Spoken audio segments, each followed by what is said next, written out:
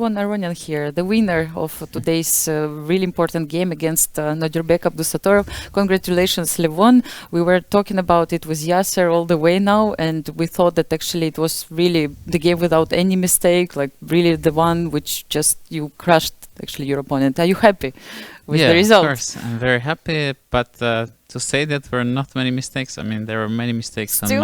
on my opponent's part. Yes, that's Yeah. yes. I mean, from your side, that's what I meant. From my From your side, yes. I think it was fairly easy, so I mean, it didn't require much effort. So what happened in the game, and where do you think things went wrong for Nodirbek?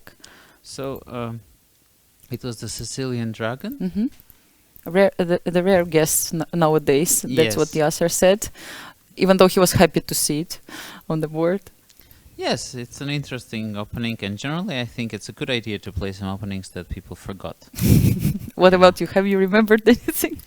Well, I've played Dragon till I turned 16, so from 9 to 16, so I knew quite a few lines, but I thought, this G4 is not very popular, but it's kind of tricky. Yes. Yeah.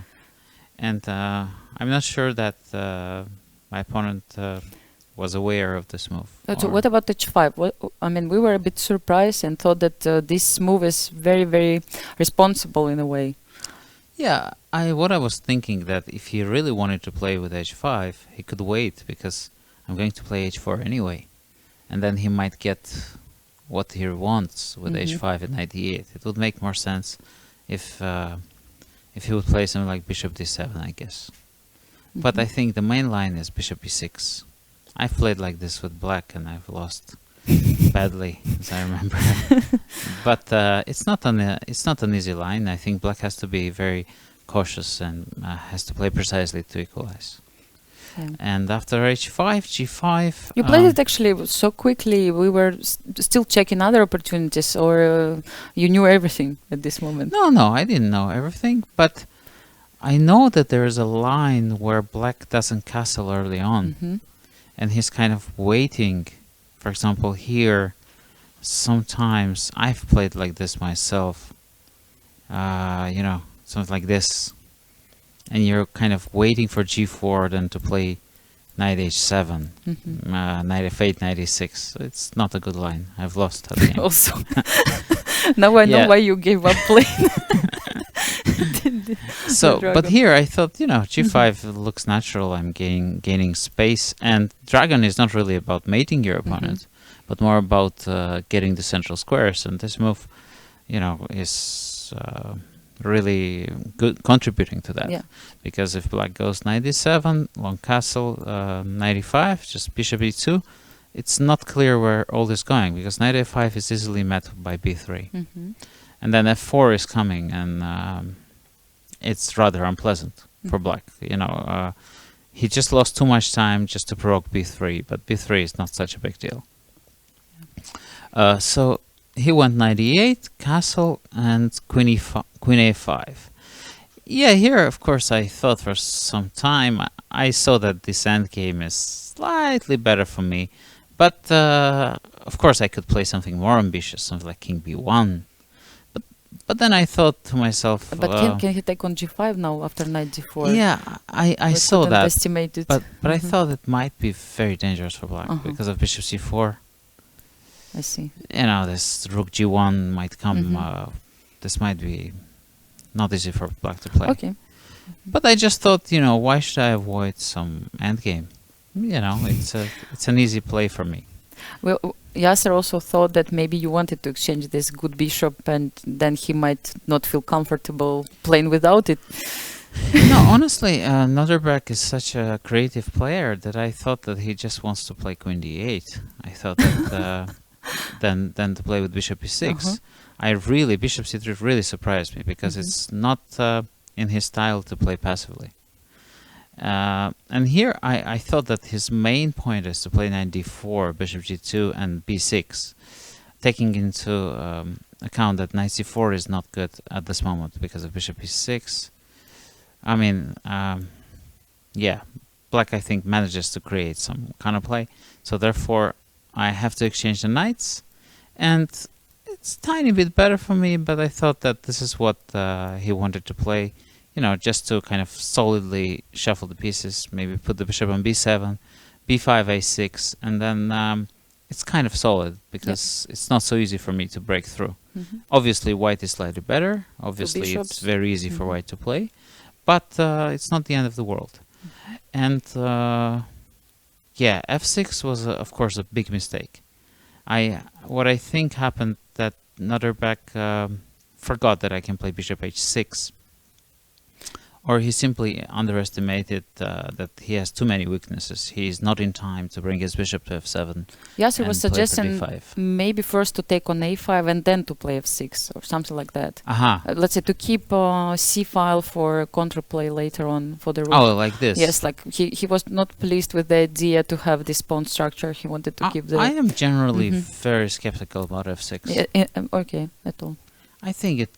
I don't know. I think it's strategically wrong because this g6 pawn is not being compensated. I mean, I'll just play bishop e2 and this knight, in order for this knight to come into play and kind of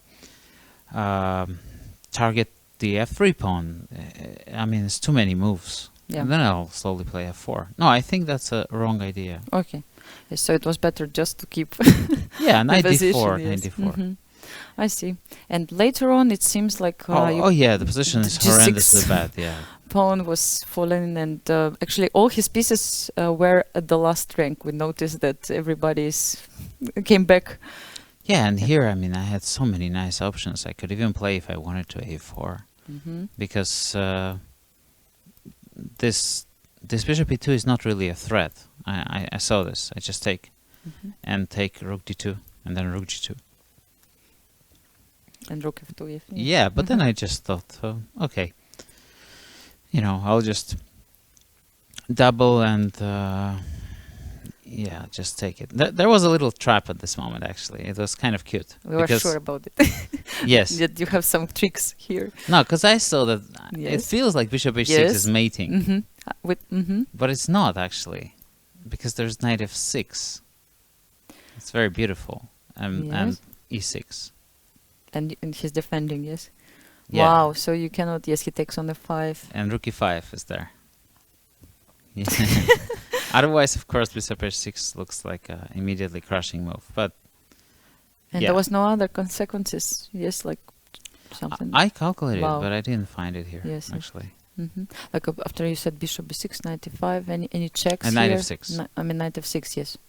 There is nothing. Yes, like rook g7. No, there is nothing. We calculated also bishop g8 at a certain point when the bishop was still on c8. Yes, at one point, but again, it was not so clear. Yes, we spotted the idea, but no, I also kind of didn't thought find that it. maybe e5 will make a difference here, but because it might. Yes, I understand. No rook e5 anymore. Yes, but then king h6 or rook e6 as well. So then I thought, okay, now why Black is defending? Why do I need to do that? Yeah. And I think the rest of the game is fairly easy because I play rook g5, f4, and after a4, it's just hopeless. Yes, the position was really bad after that. Like a conclusion, what do you think happened to Nodirbek? Was it just, let's say, the opening choice or? I think maybe his strategical plan for the game didn't work. So I played some bad games in Dragon, but mostly in Rapid.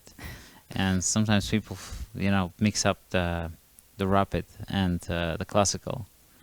And those are big differences. Certain openings are very good for short time controls, but in Classical, you have to know the Dragon very, very well in order to play it. It's a difficult opening to master.